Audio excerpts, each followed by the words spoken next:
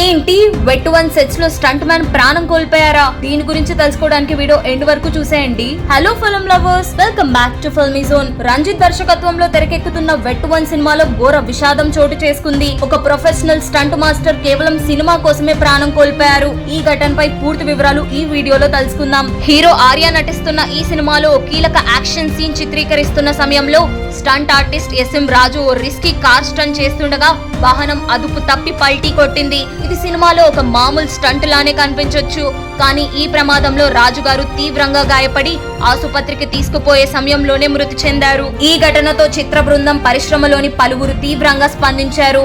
నటుడు విశాల్ ఈ ఘటనపై ట్వీట్ చేస్తూ, రాజు కుటుంబానికి నేను అండగా ఉంటాను.